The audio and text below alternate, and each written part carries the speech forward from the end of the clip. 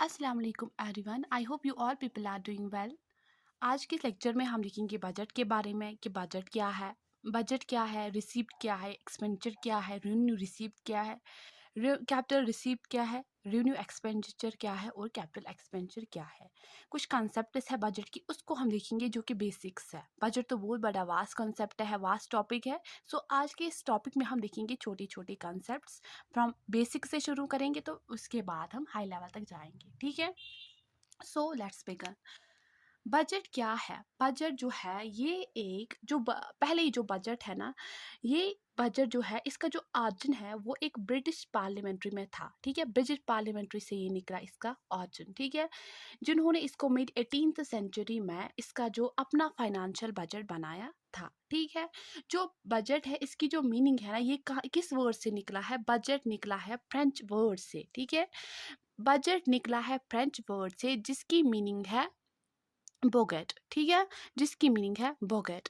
इसका मतलब क्या होता है? Bag of leather.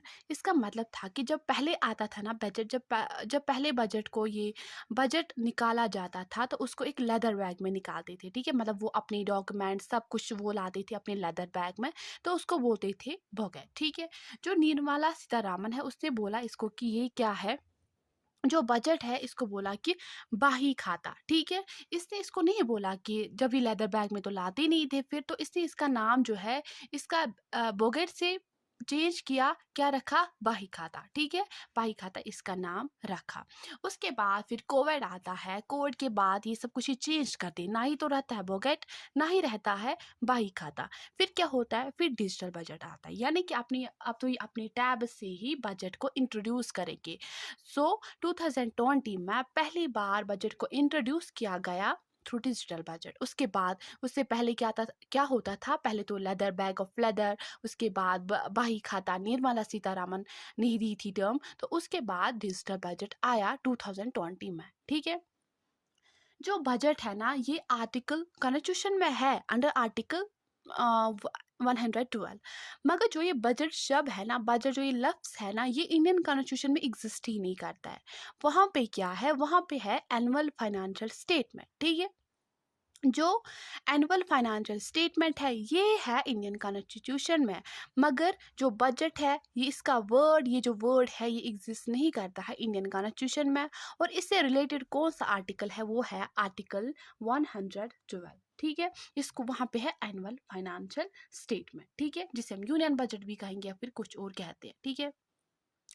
अब जो ये एनुअल फाइनेंशियल स्टेटमेंट है ये क्या है? अगर इसके लफ्ज से ही देखेंगे, एनुअल यानी कि ईयरली, ठीक है। फाइनेंस में आता है कि इसका एक्सपेंडिचर क्या हो और हमें स्पेंडिंग क्या करनी है, ठीक है। ये डील करता है एक्सपेंडिचर से और स्पेंडिंग से। इसका ही हमें एक एनुअल फाइनेंशियल स्टेटमेंट देना पड़ता है, ठीक है। अब देखते हैं आगे कि बजट को कैसे क्लासिफाई किया गया है। यहाँ पे तो सिर्फ हम एक ही क्लासिफिकेशन देखेंगे और आगे ये बढ़ती जाती है, ठीक है। यहाँ पे जो बेसिक्स है थोड़ी सी क्लासिफिकेशन, वो क्या है कि वो है बजट को क्लासिफाई किया गया है रिसिप्ट में और एक्सपेंडिचर में, या इनको क्लासिफाई किया गया है रेवेन्यू रिसिप्ट में और कैपिटल रिसिप्ट में, एक्सपेंडिचर को रेवेन्यू एक्सपेंडिचर में और कैपिटल एक्सपेंडिचर में, ठीक है। अब जो ये रेवेन्यू रिसिप्ट है ना ये क्या है? इसमें आते हैं टैक्स और नॉन टैक्स भी, यानी कि वो सब चीज़ें जो हमें टैक्स से मिलती है और वो सब चीज़ें जो हमें टैक्स से नहीं मिलती है। ये शॉर्ट टर्म की होती है। और जो कैपिटल रिसिप्ट होती है लॉन्ग टर्म की, रेवेन्यू रिसिप्ट शॉर्ट टर्म की, कैपिटल रिसिप्ट लॉन्ग टर्म की। आप देखते हैं कि कैसे होती है, ठीक है। जैसे फॉर एग्जाम्पल आप सपोज लो कि मैं एक बाइक चला रही थी, ठीक है। उसके बाद मैंने एक हेलमेट नहीं पहनी थी। अब मेरा चालान कट गया, ठीक है। अब जो मेरा चालान कट गया तो उनको क्या था? मतलब उनको इनकम मिली। मेरा तो चालान कट गया, उनको क्या मिली? इनकम, ठीक है। वो जो इनको इनकम मिली वो क्या थी? वो थी शॉर्ट टर्म, यानी कि पता ही नहीं है कि दिन में कितने लोगों को चालान कटती होगी, ठीक है। कितने लोगों को चालान कटती होगी तो उनको कितनी इनकम मिलती है, और वो शॉर्ट टर्म है, जल्दी जल्दी क्विक क्विक होती है वो इनकम, ठीक है। इसी तरीके से इसको हम क्या कहते हैं? जो ये रेन्यू रिसिप्ट है ये क्या है? ये है शॉर्ट टर्म इनकम। जो कैपिटल रिसिप्ट है ना ये लॉन्ग टर्म में एग्जिस्ट होती है। और रेवेन्यू एक्सपेंडिचर भी है, एक्सपेंडिचर जो कि हम शॉर्ट टर्म में करें यानी कि क्विक, ठीक है। ऐसे ही जो कैपिटल एक्सपेंडिचर ये क्या है? वो वाला एक्सपेंडिचर जो लॉन्ग टर्म में होता है, ठीक है। अब देखते हैं आगे क्या है। रेवेन्यू रिसिप्ट के बारे में थोड़ा सा ज़्यादा ही देखेंगे। जो ये रेवेन्यू रिसिप्ट है इसमें थोड़ा सा देखेंगे। अगर हम इजी लैंग्वेज में देखेंगे कि रेवेन्यू रिसिप्ट है क्या, ये एक शॉर्ट टर्म है। पहले मैंने मेंशन किया कि शॉर्ट टर्म है, उसके बाद मैंने क्या कहा कि देखो मैंने मेरा तो चालान कट गया, ठीक है, मेरे जेब से पैसे निकले, किनको मिले, गवर्नमेंट को मिले, गवर्नमेंट का कोई नुकसान हो गया तो नहीं हो गया, ठीक है। शॉर्ट टर्म के है, no loss of the government. क्या, अगर मैं अब दूसरे दिन 4-5 हेलमेट्स पहनूंगी, ठीक है, और उनको बोलूंगी कि कल तो मेरी हेलमेट थी नहीं, आज मैंने 5-6 हेलमेट्स पहने हैं, तो प्लीज मुझे अब वो पैसे वापस दे दो, क्या मुझे वो पैसे वापस नहीं मिलेंगे, ठीक है। यानी कि एक बार मेरे जेब से पैसे निकले तो वापस नहीं आएंगे, ठीक है। अगर हम देखेंगे कि अगर किसी को बोलेंगे कि रेवेन्यू रिसिप्ट की पहचान कैसे होगी, वो बोलेगा कि एक तो ये शॉर्ट टर्म है और गवर्नमेंट का कोई लॉस ही नहीं होता है और हमें पे बैक नहीं करने पड़ते हैं, ठीक है, इनको वापस नहीं देना पड़ता है। ये तो है इजी लैंग्वेज में। अगर हम इसको इकोनॉमिक की लैंग्वेज में देखेंगे तो हम क्या कहेंगे, हम कहेंगे कि देखो गवर्नमेंट के पास होती है एसेट्स एंड द लायबिलिटी, ठीक है, एसेट होती है और लायबिलिटी होती है, एसेट्स एंड द लायबिलिटी, ठीक है। जो एसेट्स है ये क्या है, ये गवर्नमेंट की प्रॉपर्टी है, ठीक है। जैसे कि मेरे पास मेरा एसेट क्या है, मेरे पास ये मेरा पेन एसेट है, मेरे पास ये बोर्ड मेरा एसेट है, फोन मेरा एसेट है, मेरे फर्नीचर्स जो भी मेरे पास है वो मेरा एसेट है। इसी तरीके से गवर्नमेंट के पास भी एसेट्स होते हैं, ठीक है। लायबिलिटी मीन्स कि उनके पास मतलब कि कर्जा, ठीक है, सीधी लैंग्वेज में जाने तो कर्जा, ठीक है। अब ऐसे क्या है कि लॉस ऑफ गॉड, इसमें क्या मैंने क्या कहा था, इजी लैंग्वेज में हमने कहा था कि नो लॉस ऑफ गवर्नमेंट। इसको इकोनॉमी की लैंग्वेज में लेकिन कहेंगे कि no decrease in the asset, यानी कि गवर्नमेंट का कोई नुकसान नहीं हुआ, ठीक। इसका मतलब कि गवर्नमेंट की जो एसेट्स है उनमें कोई डिक्रीज नहीं हुआ, ठीक है, no decrease in the asset. ऐसे ही कहेंगे हम कि क्या इससे लायबिलिटी कम हुई, ठीक है, या इससे क्या इंक्रीज हो गई लायबिलिटी। इसका मतलब कि अगर लायबिलिटी भी थी इंक्रीज नहीं हुई, ठीक है, यानी कि पैसे तो मेरे जेब से निकले ना, गवर्नमेंट को क्या हुआ, इंक्रीज हुआ ना, यानी कि उनके एसेट में उनके उनके जो एसेट्स है वो इंक्रीज हो गई। तो कहेंगे हम कि उनके एसेट्स इंक्रीज हो गए, उनके एसेट्स डिक्रीज नहीं हुए, कहेंगे कि no decrease in the asset, ठीक है। उसके बाद क्या उनको कुछ लायबिलिटी चढ़ी, उनको कुछ लायबिलिटी देना है, नहीं। इसका मतलब कि उनकी जो लायबिलिटी है उसमें भी इंक्रीज नहीं हुआ, ठीक है। उसके बाद क्या कहते हैं, ये तो था इनका, ये थी इकोनॉमिक्स की टर्म। पहले का शॉर्ट ऐसे एक कॉमन लैंग्वेज में देखेंगे, बोलेंगे no loss of government, no decrease in the asset in the economic language. ऐसे ही बोलेंगे कि उनको क्या वापस देना है, क्या पे बैक करना है, कुछ भी। ऐसे हम कहेंगे कि उनकी लायबिलिटी जो है उसमें इंक्रीज नहीं हुआ, ठीक है। उसके बाद अगर हम इसकी एग्जाम्पल्स देंगे तो ये क्या है, पहले एग्जाम्पल लोन चालान, जैसे कि मैंने बोला लोन है, पेनल्टी है, फीस, फाइन है, ये तो एक ही है, ठीक है। उसके बाद डिविडेंड है, interest receive, grant received from the other और the profit of the public sector undertakings. अगर अब इनको और है एस्टेट प्रॉपर्टी, इनको अगर देखेंगे, इनको अगर समझे कि ये टर्म्स है क्या, ये क्या है ये टर्म्स, ठीक है। चालान की एग्जांपल आप लोगों ने समझी, ठीक है। ऐसे ही डिविडेंड है, डिविडेंड क्या है, जस्ट सपोज कि आप एक सपोज ले लो कि, ठीक है, एक सपोज ले लो यहाँ पे, एक मिनट, ठीक है, यहाँ पे एक फर्म है, ठीक है, यहाँ पे है ए, बी और सी, ठीक है, ए बी सी। यहाँ तक अब रेवेन्यू रिसीव्ड की एग्जांपल्स देखना, ठीक है। यहाँ पे कैपिटल को ऐसे ही रखते हैं, इसको बाद में देखते हैं, ठीक है। अगर अब ए बी सी है, ये है ए फ्रेंड, बी फ्रेंड और सी फ्रेंड। इन्होंने क्या किया, इन्होंने बोला कि हम एक फर्म को ओपन करेंगे, इन्होंने बोला कि हम अपनी एक फर्म को ओपन करेंगे, ठीक है। इसने बोला कि मैं 10% दूंगा, ठीक है, ये 10% रुपीज़ देगा। जस्ट फॉर एग्जांपल ये 100 रुपीज़ में इनका, ये 100 रुपीज़ में इनका जो एक्सपेंचर होता है वो 100 रुपीज़ होता है। ये देगा 10%, ये देगा 5 रुपीज़ और ये 2 रुपीज़, ठीक है। ये 10, ये 5 और ये 2 कितने हो गए, हाँ, ये इसका 10, इसका 5, इसका 10, इसका 5, इसका 2, इतना ये करते हैं इसमें कंट्रीब्यूट, ठीक है। उसके बाद अगर हम देखेंगे जो इनका प्रॉफिट होगा ना, उनका प्रॉफिट जस्ट मानो कि इनका जो सारा इनका जो एक्सपेंडिचर है, इनका जो बिजली का फी था, ये जब जो भी इनका खर्चा आया था उसको काट के अगर हम बोलेंगे तो इनका आया 10% इनका आ गया फ़ायदा। तो ये क्या करेंगे, अगर 10% फ़ायदा आया तो ए पर्सन को देंगे 5 रुपीज़, टू बी पर्सन को देंगे 3 रुपीज़, और जो ये सी वाला था इसको देंगे 2 रुपीज़। इट मीन्स कि जो प्रॉफिट है वो डिस्ट्रीब्यूट होता है, इसको बोलते हैं डिविडेंड सिंपली में, ठीक है, सिंपल लैंग्वेज में डिविडेंड उसी को कहते हैं। उसके बाद जो है तीसरी वाली वो क्या है, तीसरी मैंने बोला कि इंटरेस्ट रिसीवेबल, ये सिंपली है, जस्ट फॉर एग्जांपल मैंने लोन दिया, ठीक है, किसी को लोन दिया तो उसमें क्या आता है कि उसके बाद उससे मुझे इंटरेस्ट मिलेगा, ठीक है, तो इसका मतलब कि जो इंटरेस्ट मुझे मिला तो वो मेरा क्या है, वो मेरी उससे मुझे मतलब ये भी इसी में आता है कि ठीक है इंटरेस्ट रिसीवेबल। और दूसरा होता है कि जो ग्रांट हम रिसीव करते हैं अदर्स से, इंटरेस्ट रिसीव किसी पर इंटरेस्ट रिसीव करते हैं तो वापस नहीं करना पड़ता है, तो हो गया ये भी। उसके बाद इन grant receive from the other, ठीक है, जैसे कि फॉर एग्जांपल यहाँ पे कुछ यहाँ पे कोई जगह है, ठीक है, यानी कि गवर्नमेंट का कुछ सेक्टर है, यहाँ पे इनका नुकसान हो गया, ठीक है, उसके बाद कोई और सेक्टर आएगा या कुछ और फर्म्स आएंगी या कुछ और किसी और तरीके से इनको पैसे मिलेंगे, ठीक है। अब जो इनको ये ग्रांट रिसीव, जो ये ग्रांट इनको रिसीव हो गया, ठीक है, फ्रॉम द अदर साइड, ठीक है, अपना तो नहीं था, दूसरी साइड से इनको ये ग्रांट रिसीव हो गया, इसका मतलब कि अगर इनकी सिचुएशन अब ठीक भी हो गई तो इनको ये पे बैक नहीं करना है, ठीक है, इनका ये पे बैक नहीं करना है। तो यही है कि grant received from the other, ठीक है, जो जैसे कि हमको ग्रांट मिलता है कभी तो फिर वापस नहीं देते, जैसे कि फ्लड आई तो फिर हमें ग्रांट मिलता है, जो हमें ग्रांट मिले, जो हमें पैसे मिले फ्लड के दरमियान, क्या हम उनको वापस करेंगे, नहीं, उनको वापस नहीं करने पड़ते, ठीक है।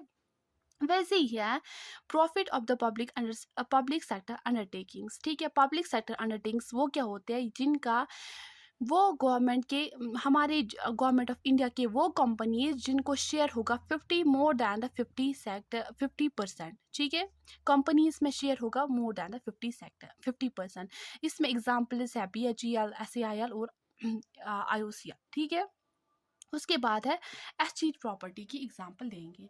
एस्टेट प्रॉपर्टी क्या है, एस्टेट प्रॉपर्टी है जैसे कि मानो कि मैंने अपनी ज़िंदगी मेहनत मेहनत की, ठीक है, मैंने बहुत सारे पैसे कमाए, ठीक है, उसके बाद मैंने मेरे बहुत सारी ये अपार्टमेंट्स थे, इनकम थे, प्रॉपर्टी थे, बहुत सारा मेरा था, ठीक है, उसके बाद मेरी डेथ होती है, ठीक है, मेरी डेथ के बाद जब सपोज किया मेरा कोई नहीं है अब, ठीक है, उसका जो लेने वाला कोई नहीं है, अब जो मेरी प्रॉपर्टी थी सारी वो किसके पास जाएगी, वो गवर्नमेंट के पास जाएगी, ठीक है, वो गवर्नमेंट के पास जाएगी।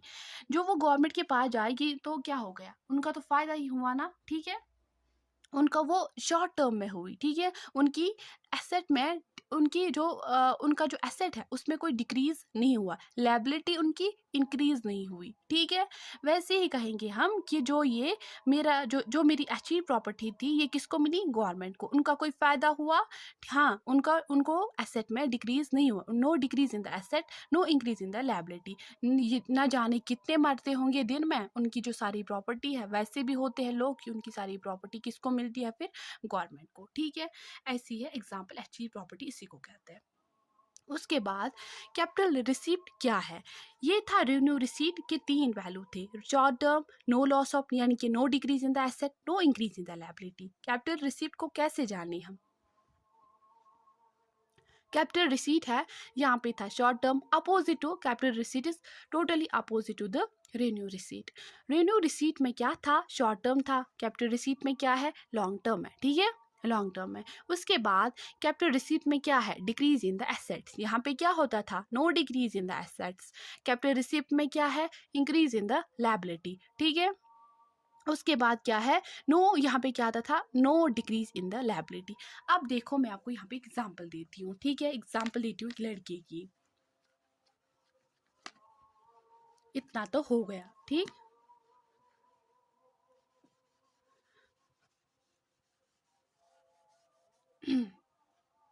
देखो क्या कहा मैंने कि कैपिटल रिसीट में ये 3 चीज़ें हैं, ठीक है, no decrease in the decrease in the assets and increase in the liability. अब लड़के की एग्जांपल लिखते हैं, जस्ट फॉर एग्जांपल एक लड़का है, ठीक है, हियर इज अ बॉय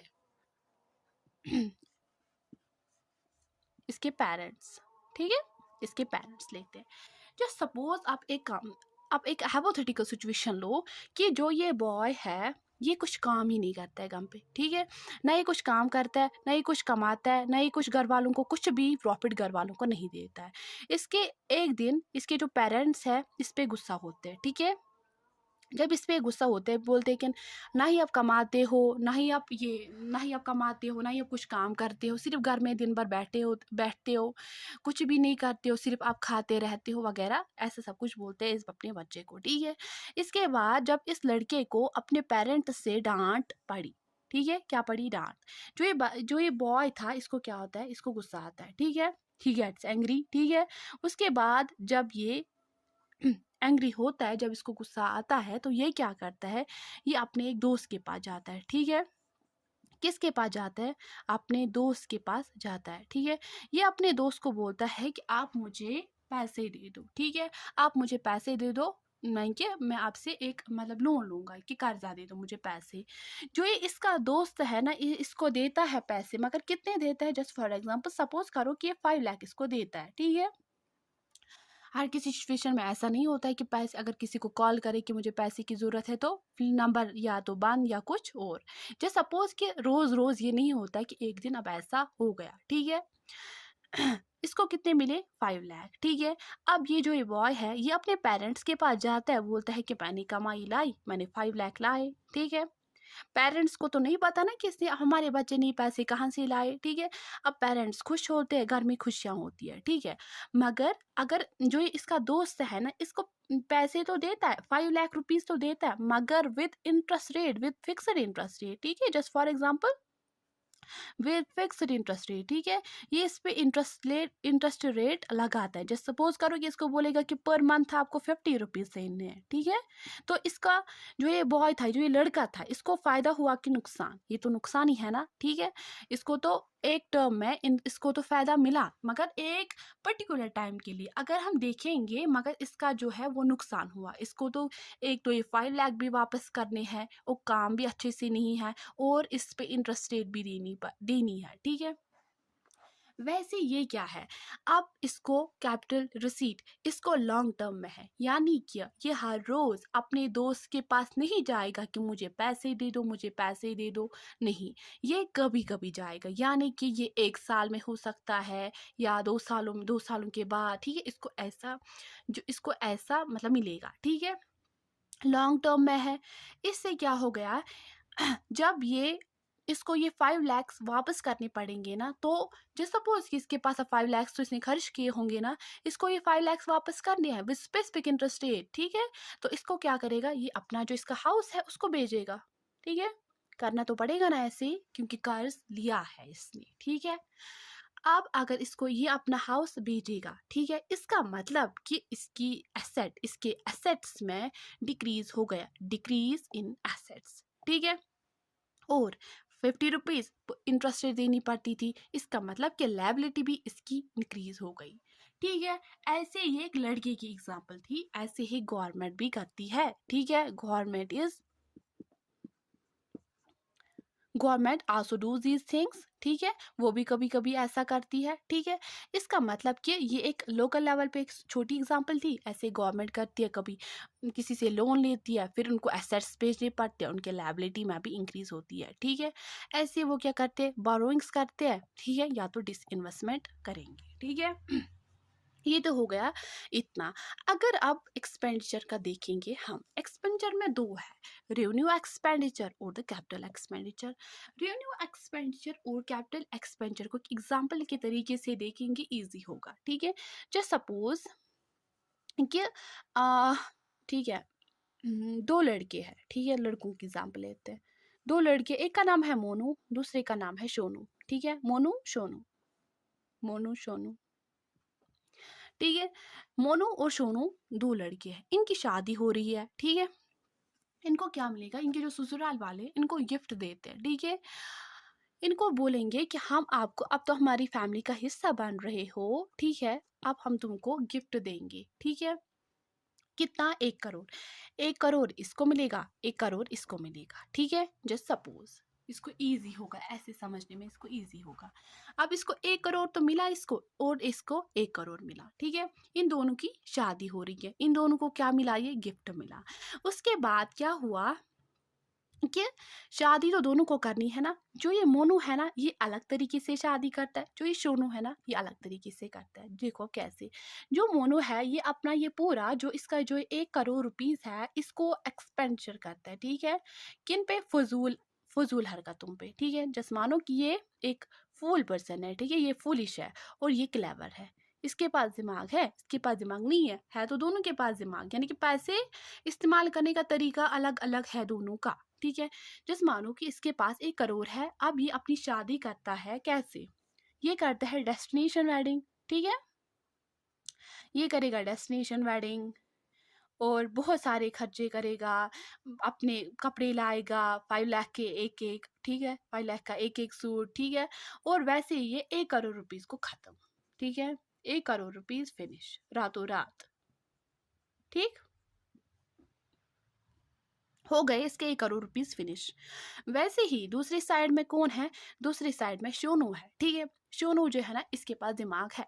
ये कहता है कि ये सोचता है कि ये 1 करोड़, और ये क्या करता है, इसका जो ये 1 करोड़ है ना, ये करता है इसका फ्लैट खरीदता है, ठीक है। ये लैंड खरीदता है 1 करोड़ रुपीज में, जस्ट सपोज, ठीक है। उसके बाद जब ये फ्लैट खरीदता है, लैंड खरीदता है, और ये अपनी शादी भी करता है, दोनों शादी करते हैं, ठीक है। जैसे मानो कि ये कोर्ट मैरिज करे या सिंपल मैरिज करे, जैसे कि बहुत सीधी सादी मैरिज, ठीक है। जस्ट सपोज कोर्ट मैरिज करता है, ठीक है, कोर्ट मैरिज करता है, ठीक है। अब क्या हुआ, शादी इसकी मोनू की भी हुई, शादी सोनू की भी हुई। इसके 1 करोड़ रुपीज खत्म, इसके जो सोनू के जो 1 करोड़ रुपीज है, ये क्या है, ये खत्म हुए, नो वे, ये तो खत्म हो ही नहीं। क्योंकि ये फ्लैट है, फ्लैट बनाता है, इस पे रेंट लेता है, ठीक है। इसको मिलता है इससे प्रॉफिट, ठीक है, प्रॉफिट मिलता है। इसका मतलब कि जो ये 1 करोड़ रुपीज है, ये डे बाई डे इंक्रीज होता है, ये डिक्रीज नहीं होता है। ऐसी एग्जाम्पल है रेवेन्यू एक्सपेंडिचर, कैपिटल एक्सपेंडिचर, ठीक है। वैसे ही समझते हैं अब इन दोनों को, ठीक है। जो ये रेवेन्यू एक्सपेंडिचर है, ये क्या है, ये मोनू है। जो कैपिटल एक्सपेंडिचर है, सोनू है। अब देखते हैं कैसे। इसमें है मोनू है, मोनू ने 1 करोड़ रुपीज खत्म किया, ठीक है। इसने 1 करोड़ रुपीज फिनिश किया रातों रात, ठीक है। जब इसने 1 करोड़ रुपीज खत्म किया, तो क्या इसकी प्रॉपर्टी में, क्या इसका एसेट इंक्रीज हो गया, ठीक है। एसेट इंक्रीज हो गया इसका, नहीं, इसका एसेट इंक्रीज नहीं हुआ है। No increase in the assets, ठीक है, नो इंक्रीज इन एसेट्स, इसका एसेट इंक्रीज नहीं हुआ। क्योंकि इसने शादी की, डेस्टिनेशन वेडिंग की, पैसों पे, कपड़ों पे पैसे खर्च किए, ठीक है। ऐसे ही फजूल फजूल हरकतों पे तो पैसे खत्म, नो इंक्रीज इन, इसके एसेट्स में कोई इंक्रीज नहीं हुआ। इसकी लायबिलिटी, क्या इसकी लायबिलिटी इंक्रीज हो, ये डिक्रीज हो गई, नहीं। कैसे होगी लायबिलिटी डिक्रीज, नहीं ना। इससे फजूल हरकतों पे जो पैसे खर्च किए, ठीक है, no increase in the, no decrease in the liability. ऐसे ही सोनू है, ये क्या करता है, 1 करोड़ रुपीज है, फ्लैट है इसका। फ्लैट क्या है, फ्लैट पे इसका जो ये एसेट है, इसका इंक्रीज होता है, हाँ। क्योंकि इस पे इंटरेस्ट रेट इसको मिलती है, इसको रेंट मिलता है, इसको पैसे मिलते हैं, आराम से बैठता है, पैसे कमाता है। इसका मतलब है कि इसको इंक्रीज हो गया किस में, एसेट्स में, और डिक्रीज हो गया लायबिलिटी में, ठीक है। तो ये है मोनू और सोनू। इसमें अगर एग्जाम्पल देखें, वो क्या है, अगर हम देखेंगे रेवेन्यू एक्सपेंडिचर, रेवेन्यू एक्सपेंडिचर की अगर एग्जाम्पल देखें, तो वो क्या है, वो है, इसमें देखेंगे हम पेंशन, ठीक है, पेंशन, सब्सिडरी, सब्सिडीज, ठीक है। देखो क्या है, पेंशन मिलते हैं, ठीक है। ये क्या होते हैं, शॉर्ट टर्म होते हैं, खर्च करते हैं इनको, ठीक है। जैसे कि शॉर्ट टर्म में मुझे किसी को कुछ पेंशन या किसी को कुछ स्कॉलरशिप एक्स्ट्रा मिला, ठीक है। गवर्नमेंट को इससे कुछ फ़ायदा हो गया, इंक्रीज एसेट्स में नहीं हुआ, इनकी लायबिलिटी भी डिक्रीज नहीं हुई, ठीक है। वैसे ही शॉर्ट टर्म जो कैपिटल एक्सपेंडिचर है, अगर ये रोड्स पे, कंपनीज पे, ठीक है, किसी के शेयर्स के खरीदे, ठीक है, कुछ भी, अगर ये सब कुछ करे, ये हॉस्पिटल्स, ब्रिज कुछ भी बनाए, ठीक है, जिससे इनको फ़ायदा मिले, तो इसका मतलब है कि कैपिटल एक्सपेंडिचर है, इससे इंक्रीज होगा एसेट्स में, और इनकी जो लायबिलिटी है वो भी डिक्रीज होगी, ठीक है। इसमें होगा या इसमें बोलेंगे रेवेन्यू एक्सपेंडिचर में grant given to the other, ठीक है, यानी कि ये पैसे देते हैं दूसरों को, ठीक है, किसी को कुछ नुकसान हो गया तो हमको आती है कि वो वाली फीलिंग कि इसको देंगे अब पैसे, इसका ये फायदा होगा। असल में नुकसान हमारा होता है, हमारा नहीं एसेट में इंक्रीज होता है और ना ही हमारी लायबिलिटी डिक्रीज होती है, ठीक है। ऐसे ही इंटरेस्ट पेमेंट भी इसकी एग्जाम्पल है। आई होप कि आपको ये सब कुछ समझ आया होगा। अगर आपको कोई भी कन्फ्यूजन रहा होगा तो वो दूसरे लेक्चर में हम क्लियर करेंगे, और इसके बहुत सारे ये वास्ट कंसेप्ट है बजट, मगर ईजी है, इसको दूसरे लेक्चर में आगे बढ़ाएंगे। Thank you, I hope you understand.